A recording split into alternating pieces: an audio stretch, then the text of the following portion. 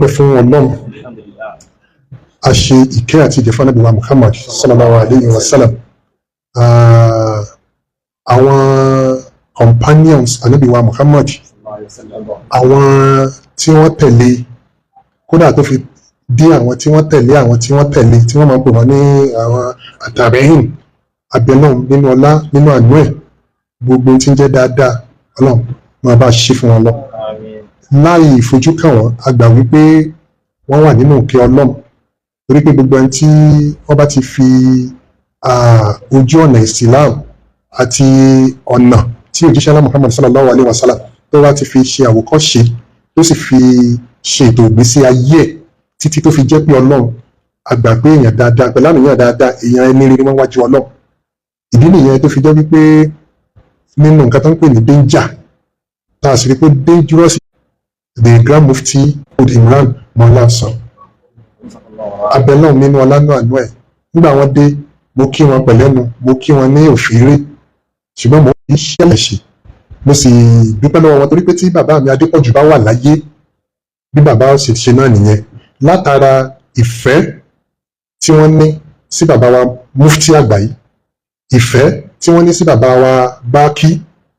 ìfẹ́ tí wọ́n ní sí ìlú Ìwó ìfẹ́ tí wọ́n ní sí bàbá wa Kábíyèsí Olúwo àti gbogbo àwọn alájọṣe wọn nílùú Ìwó látòrí bàbá wa pòfẹ́sọ̀ ọkọ òyìnbó pòfẹ́sọ̀ Ládípọ̀ bàbá mi àti pòfẹ́sọ̀ Ládípọ̀ wọ́n jọ wà nílé Ifẹ̀ ní Unifẹ̀ nígbà náà lọ́hùn àwọn méjèèjì náà ní Ọ̀yọ́ State Government ni wọ́n jọ yàn sí Civil Service Commission ní Old Ọ̀yọ́ State ní 1989 níjọ́ kan pòfẹ́sọ̀ Ládípọ̀ wá wà lọ́dọ̀ bàbá Adépọ̀jù mo mọ́ lọ sọ́dọ̀ wọn dáadáa gbogbo àwọn ọmọ wọn Dawood gbogbo wọn ẹ mọ̀ bí a bá fẹ́ òyìnbó bá bá bímọ òyìnbó lọmọ jọ bóyìnbó bá fẹ́ wa bá bá bímọ òyìnbó lọmọ jọ Ọlọ́run ní kí agbára yẹn wà lọ́wọ́ òyìnbó ìbí mọ́ ń bẹ àwọn èèyàn lédè ní pé dákun òyìnbó wo ló fẹ́ Yorùbá tán bímọ tàbí òyìnbó wo ló fẹ́ dúdú tọ́mọ wá dúdú àwọn èèyàn wọ̀n pé ṣó wà ṣá it's always difficult ẹ̀yẹn tó béèrè pé ó lè wá o but èmi ò tí ì rí àwọn wà ní ọ̀dọ̀ Professor Ládípọ̀ wá sọ́dọ̀ wa ìgbà náà wọ́n ti ṣe operation fún wọn wọ́n wá bàbá Adépọ̀jù wá bí wọ́n léèrè wípé àwọn tó ń jẹ́ pàáhùn nìyí àwọn wo ni wọ́n ṣe rí èsì tí torí pé ńjọ́ náà náà ó ti pẹ́ èsì tí mo wá ń gbé kí n gbé èsì tí Professor Ládípọ̀ sọ Professor Ládípọ̀ ni àwọn èèyàn mi nìyẹn wọ́n wá bẹ̀rẹ̀ sí sọ̀rọ̀ bàbá wa Grand Mufti bàbá Adépọ̀jù sì ni wọ́n sì ní nǹkan kan wọ́n láìkí nǹkan kan ṣe rí kéèyàn máa jà fún bíi liberation tàbí emancipation àwọn bíi Palestine àwọn tíyà ń jẹ àwọn tí wọ́n fìyà jẹ lágbàáyé Allahu Akbar wọ́n láìkí kan yẹn wọ́n ti ka oríṣiríṣi ìwé nílẹ̀ Yorùbá nígbà náà bàbá Adépọ̀jù rí bàbá wa Mufti gẹ́gẹ́ bí the only formidable force látòrí ìgbà tí wọ́n ti wọ́n pé àwọn rédíò nígbà náà kẹ́lẹ́ mọ̀ wípé ọjọ́ ti pẹ́ tá a ti ń study wọn gbogbo akitiyan wọn níjọ́ náà ló culminate tó sọ wọ́n di tiwọn àwa ti mọ ìgbìyànjú wọn àti ìgbà Ọlọ́run fáwọn ọmọ ẹ̀dẹ́ ènìyàn náà láti discern certain things pé onígbìyànjú ni bàbá wa yìí irú ẹ̀ lọ́wọ́ sopapọ̀ tí wọ́n wá fi jẹ́ Grand Mufti for Yorùbá land kò sàdédé fò mọ́ wọn it's not even ceremonial lásìkò sí tó jẹ́ pé nígbà tó fẹ́ fún mi ní agbẹ́sìngà fún Ẹdẹ mo kọ́ àwọn èèyàn nígbà pressure pọ̀ mo succumb ó yàtọ̀ sí pé àtẹ̀rẹ́ nìkan olówó lọ́wọ́ ẹja fún lóye kan n tí wọ́n fún bàbá wa yìí ó beyond ọ̀rọ̀ oyè èmi ò rí gẹ́gẹ́ bí oyè it is a great responsibility and responsibility in two senses to appreciate what he has done for Islam and responsibility wípé iṣẹ́ pọ̀ wájú ẹ sì bá wa ṣe àyànyẹn mọ́ bá wa ṣe represent wa nínú ẹ̀ náà ni visitation wọn tí wọ́n lọ Ìbàdàn tí wọ́n lọ Sẹ̀pẹ̀tẹ̀rí tí wọ́n lọ lọ́fọ̀ wá débi lẹ́nìí àbẹ̀lọ́ nínú ọlá nínú àánú ẹ̀ ọlọ́ọ̀bá lọ rẹ̀ mí yín mo kí bàbá wa lẹ́ẹ̀kan sí wọ́n káàbọ̀ sí ìlú Ìlòbù mo kí àwọn ṣèkọ̀ aṣèkídè ọlọ́wọ́n bá mi dúró tì wọ́n mo ti mọ̀ wọ́n ti pẹ́ ló gbìyànjú ẹ̀ní má padà sí aburú ẹ̀ní má padà sí ìgbàlá ìdá bàbá wa ìmáàmù Sẹ̀pẹ̀tẹ̀rí nígbà tí níjọ́ kan mo forúkọ bàbá wa kan láṣìírí bàbá yẹn bá wọ́n pè mí àwọn náà ìjọ tán bá ní wọ́n rúṣù náà la rúṣù a ní tẹ̀lé fẹ́ ẹnu a sì ní mọ́sùlẹ̀ torí pàǹdà bí ò sí bẹ́ẹ̀ ó yẹ kéde ìmáàmù Èkó ló ṣe bẹ́ẹ̀ a tún fi àsìkò yìí a fi bí ọlọ́ọ̀bá wa lọ́rẹ̀ mi Chief Imam of Lagos State bàbá ìwà sẹ́ẹ̀dì sí mi pé kí n máa wọ́n ní kí n wá máa kà wá nílẹ̀ Yorùbá bẹ́ẹ̀ náà làwọn tún gbọ́ ìròyìn là ń gbọ́ ròyìn tó fi dórí ìmáàmù wa ìmáàmù Ògbómọ̀ṣọ́ ìmáàmù àlùbáríkà wọ́n wá ní Malam inú àwọn dùn lọ́wọ́lọ́wọ́ báyìí àwọn ń wo fídíò kan sìn tí ìmáàmù sẹ̀kẹ̀tẹ̀rì náà ti announce níjọ́ náà lórí mímbàrí àbí bẹ́ẹ̀ kọ́ ìmáàmù wa èmi ò wo fídíò yẹn inú bàbá yẹn wá dùn wọ́n ní à ń pọ̀ sí náà ni èèyàn ńlá ni bàbá tí mo sọ yìí o à ń pọ̀ sí náà ni if irú àwọn bàbá yìí bá lè dúró ti Islam tí ó sì yé wọn ẹ dákun ọ̀dọ́ tí wọ́n bá ń tún wá ń takò gbogbo orú ilé kan fásitì rẹ̀ ṣeré ni wọ́n á ní adúpẹ́ fọlọ́ kó tó di wípé àwọn èèyàn náà àwọn èèyàn kọ̀ọ̀kan ọ̀nà méjì ló wá pín sí àwọn kan ò ní bá orí mímbàrí kí wọ́n sọ tí Ọlọ́run àtànábì fẹ́ sọ wọ́n sì mọ̀ pé bẹ́ẹ̀ ló ṣe rí àmọ́ ìbẹ̀rù ni wọ́n kò tí wà wọ́n ṣe program against wa wọ́n drag wa wọ́n lórí social media àní gbádùn mọ́ wọ́n criticize wa ẹ̀sìn Ọlọ́run sì máa bàjẹ́ lójú wọn ẹ̀sìn Ọlọ́run wá lè bàjẹ́ ẹ̀sìn Ọlọ́run lè bàjẹ́ mo sọ fẹ́ nìkan mo ní kankan ò ní ṣe Islam ṣùgbọ́n àwa láàmú bara wa jẹ́ Ọlọ́run sì máa wà ràn báyìí torí wípé ó mọ̀ wípé ní tó ń gbé lọ́wọ́ ẹnìkan ò lè pa ètò Ọlọ́run jẹ́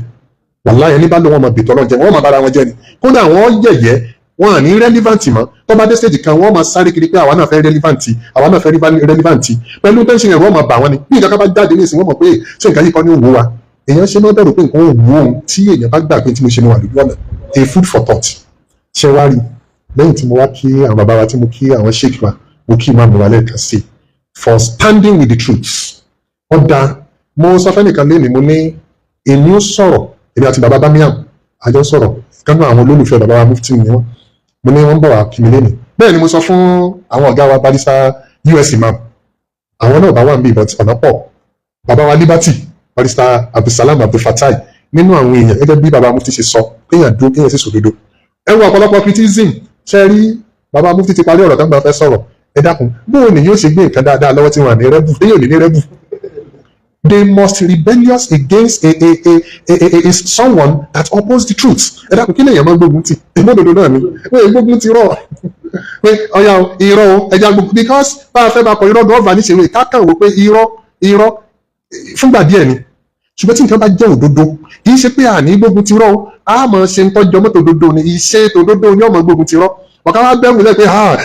kíní yóò kíní kan kọ̀wọ́ tiẹ̀ bí ìgbà tí yẹn ń sáré tẹ̀lé wọ́n sọ̀rọ̀ ní ìsìnkú ní ẹ̀kọ́ ni ẹnìkan ń bá wọn jà wọn pé sílẹ̀ tí ẹ̀wọ́ ti kí n mọ fún lẹ́sìn ni níwọ̀n tó jẹ́ pé naturally you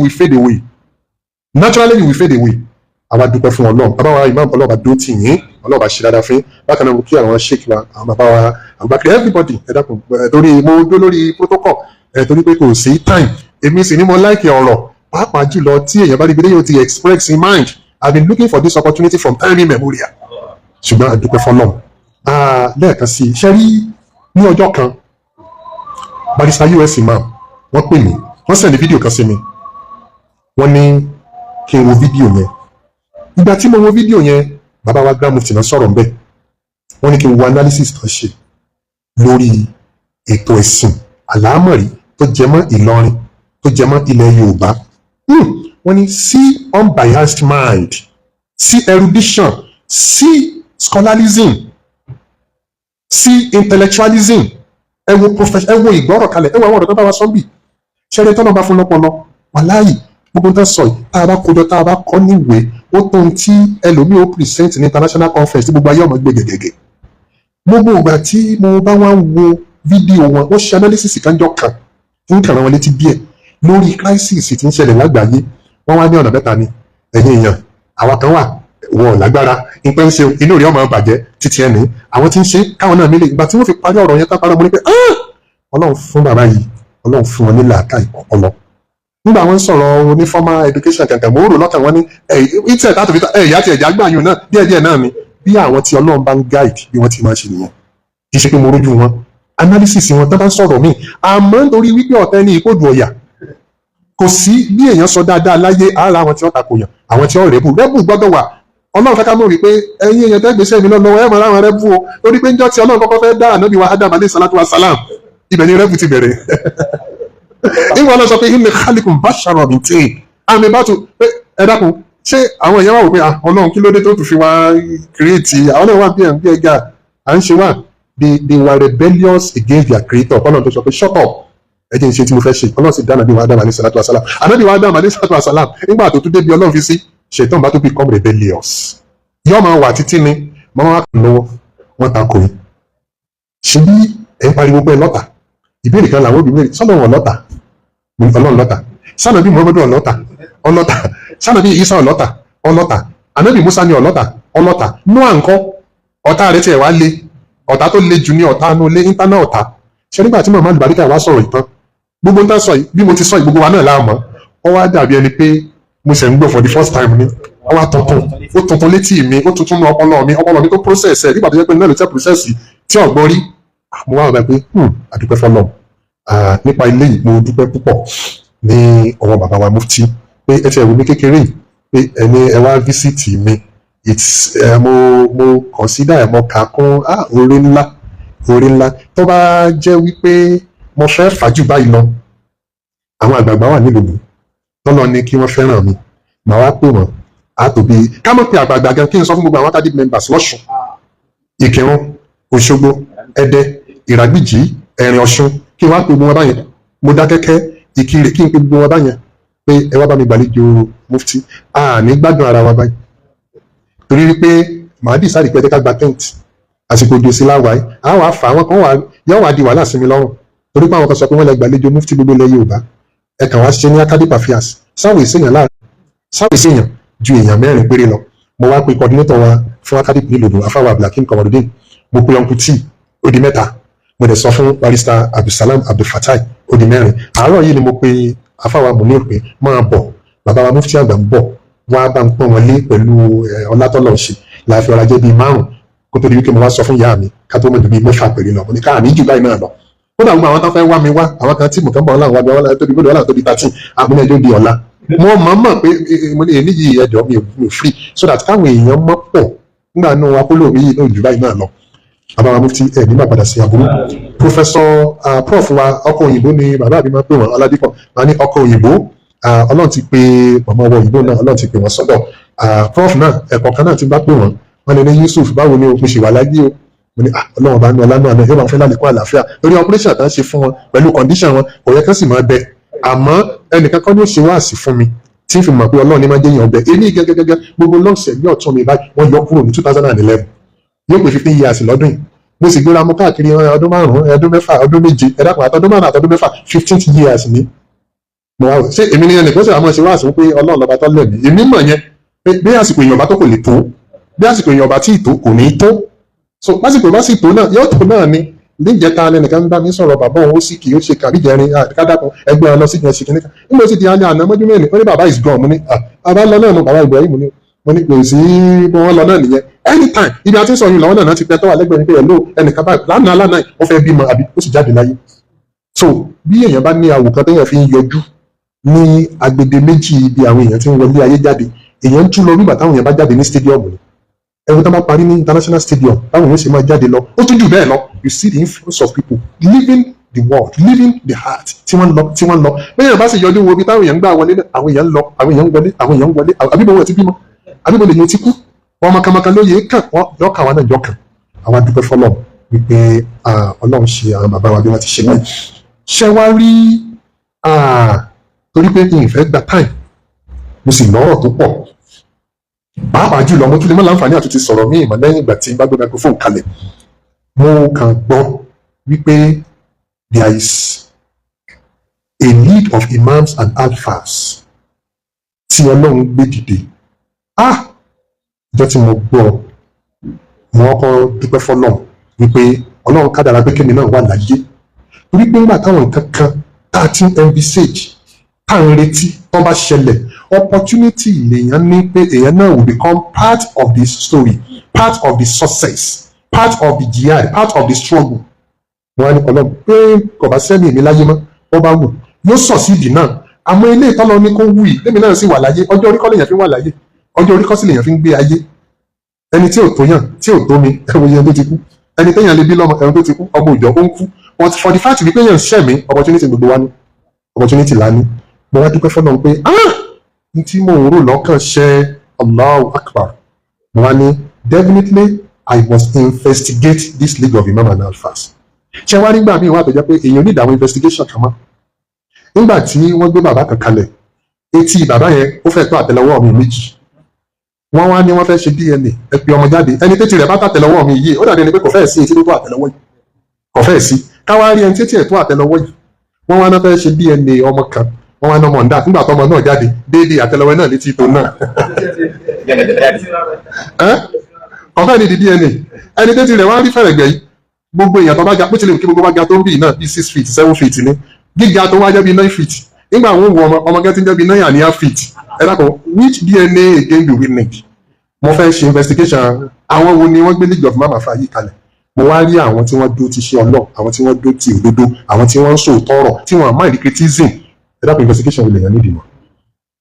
Alhamdulillah kọ́nà tó wá kádàrá wípé nítòkù náà ni wípé gbogbo ọ̀nà tí èèyàn fi darapọ̀ fully fledgingly tí ìṣe ìdarapọ̀ pa wà ní kọ̀rọ̀ pé a wà ní kọ̀rọ̀ ànígbójú wa jáde a máa sọ̀rọ̀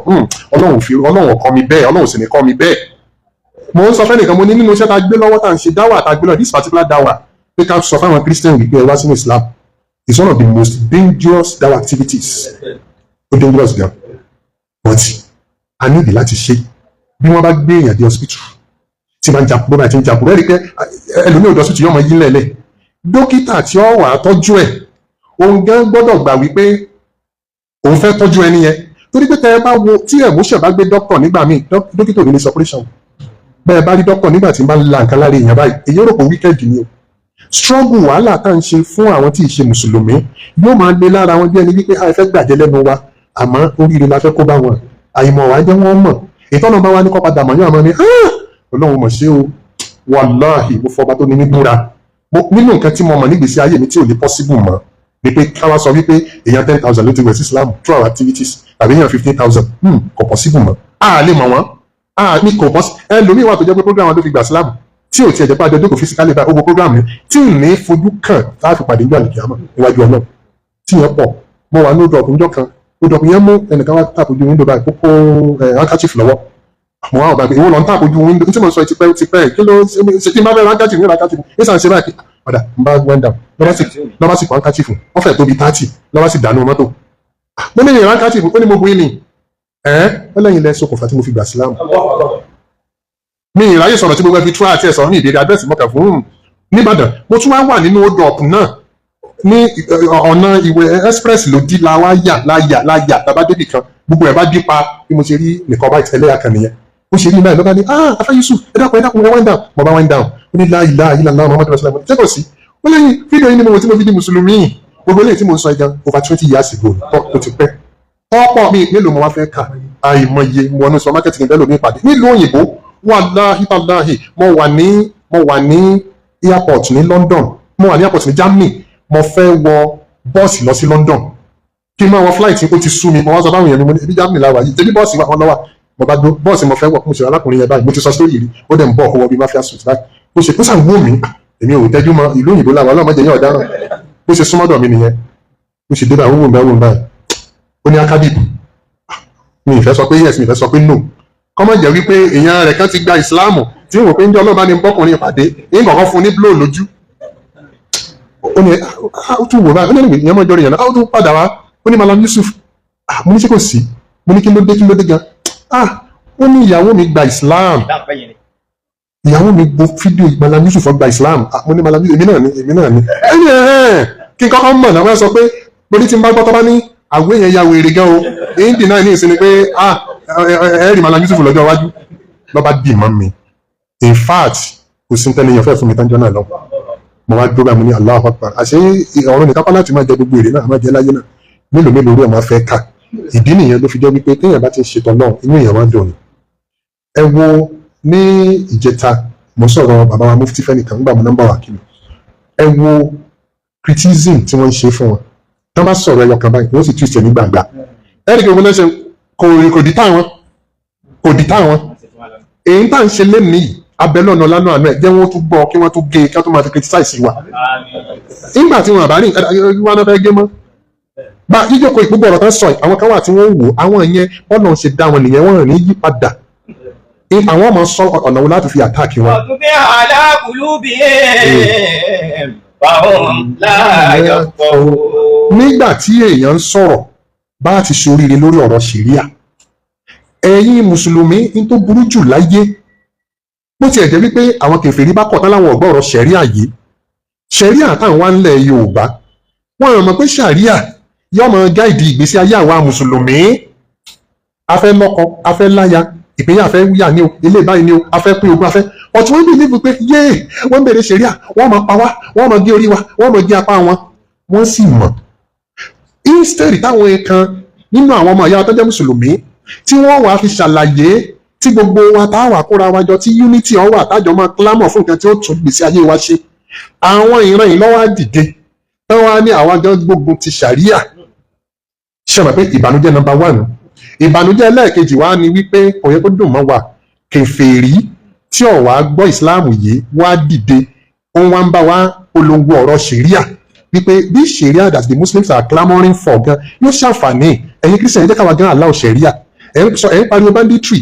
tí àwọn bandits àwọn terrorists bá mọ òfin ìsìláàmù ṣàríà against aburú tí wọ́n ń ṣe wọ́n ní ṣe mọ́. kèfèrí wọn bá wa define yẹn fáwọn èèyàn lórí nígbà tí responsibility àwọn mùsùlùmí ti sọnù àti àdìọ́kàn antagonistic ìwà kẹ́ lébẹ̀lì àwọn yẹn kẹ́ wò pé ẹ jẹ́ ká destroy ẹni kò lè work, they can never succeed àfi tí ìbá ṣòdodo ní òdodo la wà. kí mọ́ wàá gba ààyè àsìkò jìnnà mo fẹ́ fi àsìkò yìí gẹ́gẹ́ bí iṣẹ́ tí mo ti ṣe lórí the new league of imam and alfas mo ti kọ́ kankan ìṣẹ́jú mẹ́ta péré màá fi kà jáde lédè òyìnbó kí gbogbo ayé kan bá mi gbọ́. àmọ́ kí n tó ṣe bẹ́ẹ̀ mo fẹ́ lo àsìkò yìí kí n fi dúpẹ́ lọ́wọ́ bàbá kábíyèsí olúwo fi wò ó.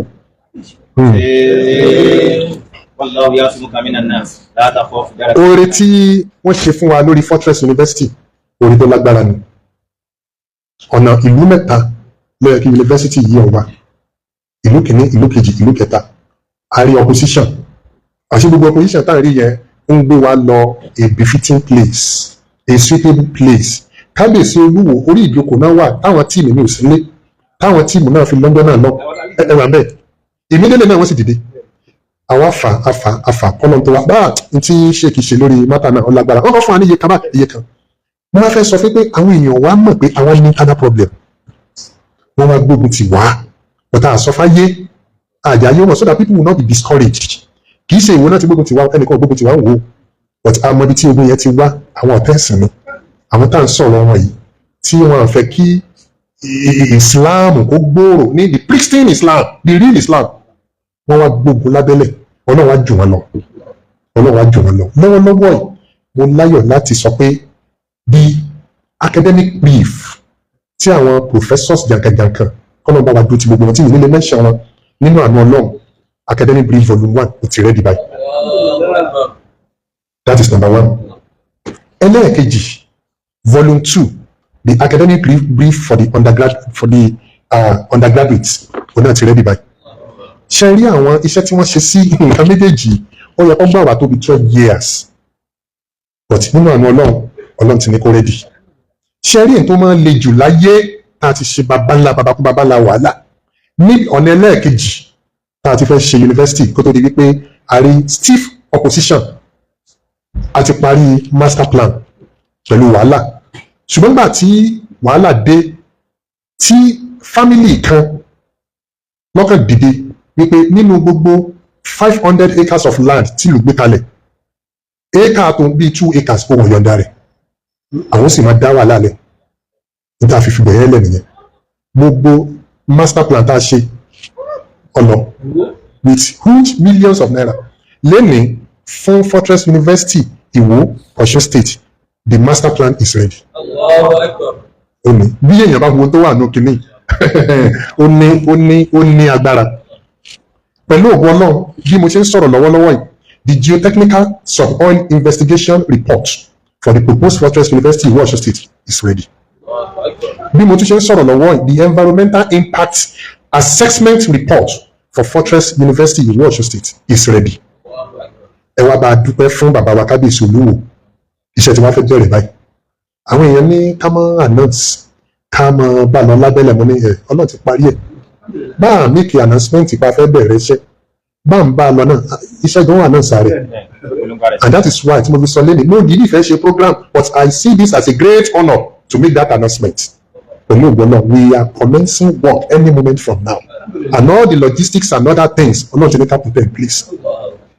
oríire ìwò lọ́lọ́ ní kó ràn dé gbogbo àgbáyé lẹ́nu àdúgbò fún wọn náà. Ṣé wá rí ẹ̀rọ wa kí bàbá wa kábíyèsí olúwo mo gba tiwọn gan. Bí n bá fi nǹkan kan gba tiwọn, bí n bá ní fi nǹkan kan gba tiwọn, èèyàn mú microphone kọ́ sọ pé ọlọ́run nìkan lọ́lọ́run tó yẹ ká máa sìn, ká máa ṣẹbọ, ká máa sòòṣà, ká máa nígbàgbọ́ nínú àwọn ère nǹkan kan. Ó sì jọba ilẹ̀ Yorùbá, ẹ dákun kí ló túkù. Wọn wá sọ, wọn fi action sọ. Bí èèyàn bá wá ṣe yẹn, bẹ́ẹ̀ bá gbé 100 lẹ̀, bẹ́ẹ̀ bá wá sọ pé kábíyèsí olúwo kù síbì kan, ẹ mọ̀ pé bí tá ti kọ́kọ́ dì mú náà wọ́n ti kọ́kọ́ gba 70%. Èèyàn kan lè perfect ni, gbogbo ohun tó bá kù káwọn dúpẹ́ fọ́nà pé ṣé 70% ti wà nílẹ̀, gbogbo ohun tó bá kù yòókù àá manage ẹ̀ náà ni. Ẹnìkan mùsùlùmí ni ó ní ọwọ́n criticize wọn, wọ́n sọ àwọn kankan wọ́n ṣe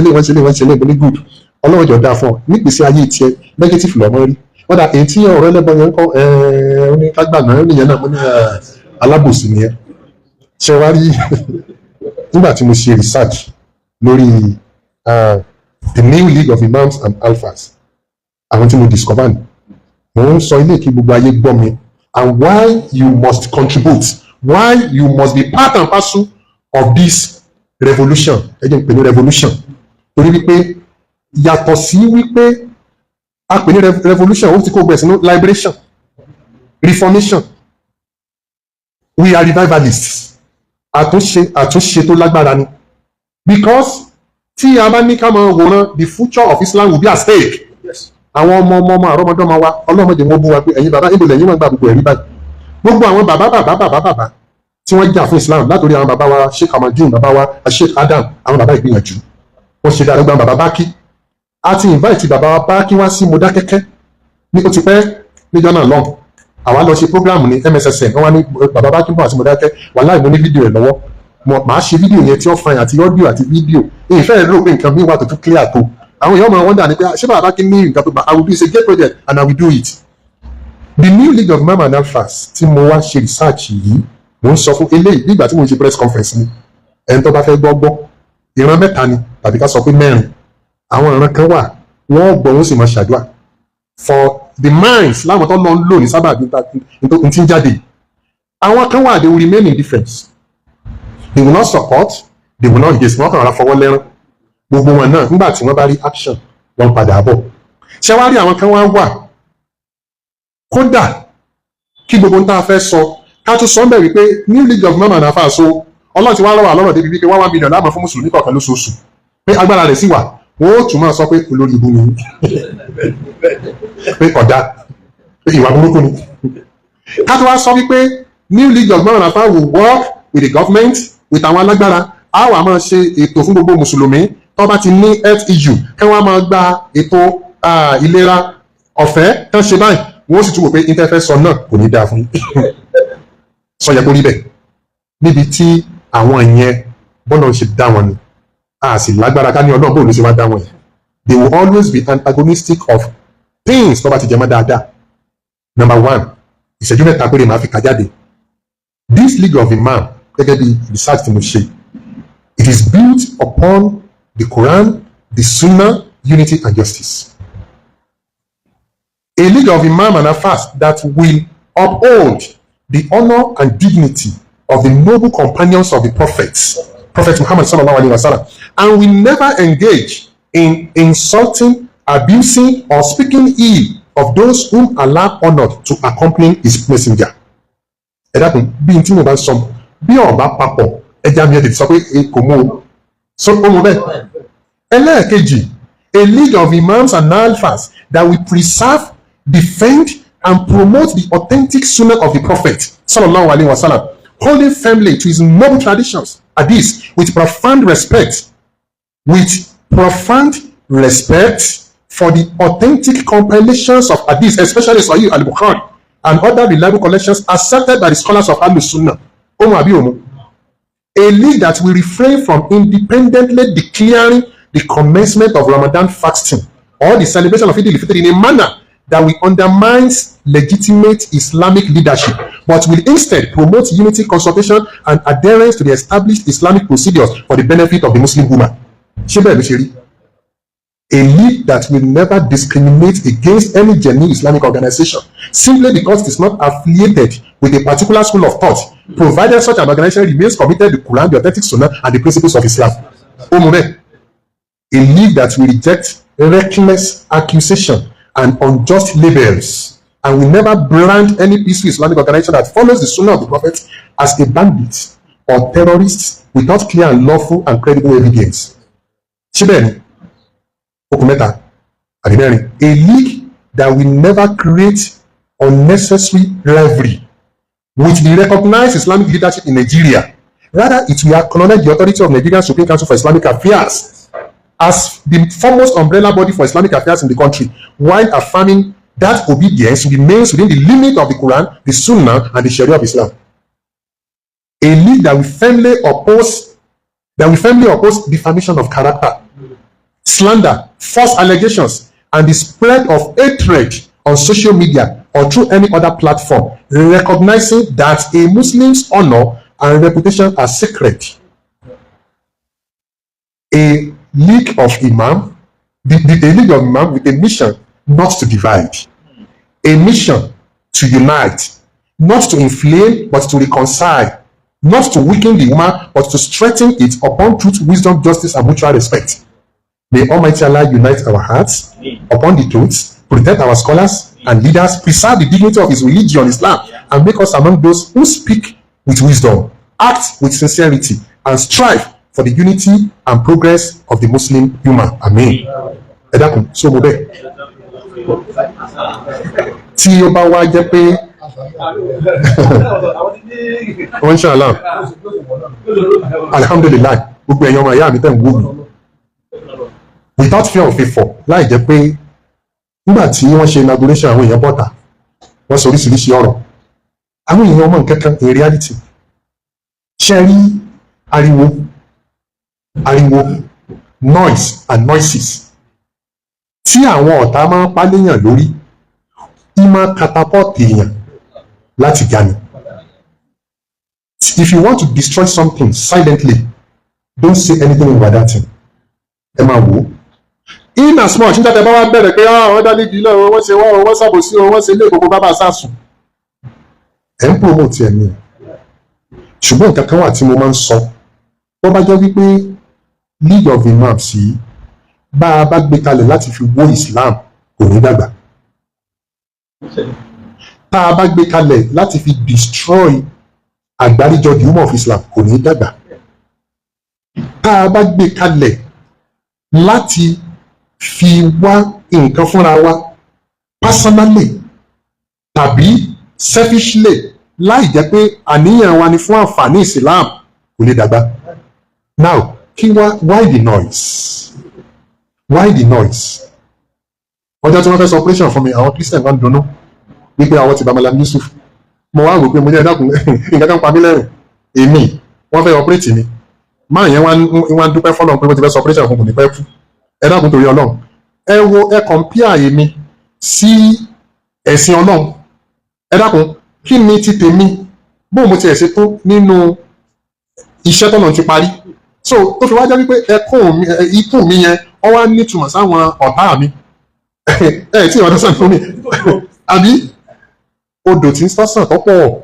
wọ́n wá odò yẹn pọ̀ gan ọ lọ láti Lobui tó fi dé Òṣogbo tó fi dé Ẹdẹ tó fi dé Ìwó tó lọ káàkiri wọ́n wá fẹ́ bu kọ́ọ̀pù kan pẹ̀ odò wọn sọ pé ẹ ti fẹ́ bù mí ẹ mọ́ bù mí mọ̀ tán ẹ rí wípé yọ́ máa wo ni pé tí n bá kú ẹ dákun Ànábì wa Muhammad sallallahu alaihi wasallam Ọlọ́run sọ́dọ̀ sí Islam ọmọ tó triumph gbogbo àwọn ànábì Ọlọ́run ló wà láyé tó tún ṣẹ́kù wọ́n ti lọ. Àwọn scholars wa ta nílẹ̀ Yorùbá tí Ọlọ́run lò fún Islam tán gbé Islam dúró nílẹ̀ Yorùbá sọ́nà wọ̀ pa wọ́n. Bàbá wa Sheikh Amandin Ọlọ́run mú wọn dọ̀, bàbá wa Sheikh Adam sọ́lọ̀ mú wọn sọ́dọ̀, bàbá wa Mufti Abdulsalam sọ́lọ̀ mú wọn sọ́dọ̀, bàbá wa Bakilu sọ́lọ̀ mú wọn sọ́dọ̀. Wo ye scholars tó ti lọ àwọn kan lọ lánàá àwọn kan lọ lónìí ọ̀pọ̀lọpọ̀ àwọn náà ta wọn lẹ̀ gbogbo àwọn táwa ní ọlọ́wọ́ káwa lẹ́jọ́ kan. Àmọ́ tá a bá ṣe oní ọmọ wa iṣẹ́ táwọn bàbá yẹn ṣe continues to live. Àwọn àbí Ọlọ́run nínú ọlá nínú àánú ẹ̀ lò wá ní instrument yẹn wọ́n lò wá lálábùrú ẹ̀dá àtúwà bẹ Ọlọ́run àdúrà kan ní fi parí ẹ̀. Ọlọ́run gbogbo táwọn bàbá wa Mufti ń ṣe gbogbo àwọn sheikh gbogbo àwọn ìmáàmù wa àti gbogbo àwọn tí ò sí níbí tí wọ́n ń ṣàdúrà bó ń ṣe ń wò wáyìí Ọlọ́run mọ́ fún wa ní ọmọ tí ó takò wá mọ́ fún wa ní ọmọ tí ó ṣe ti ọ̀lọ́tọ̀ àdúrà ni mo ṣe o subhana rabbika rabbil izzati amma yasifun wa salamun ala al mursalin walhamdulillahi rabbil alamin.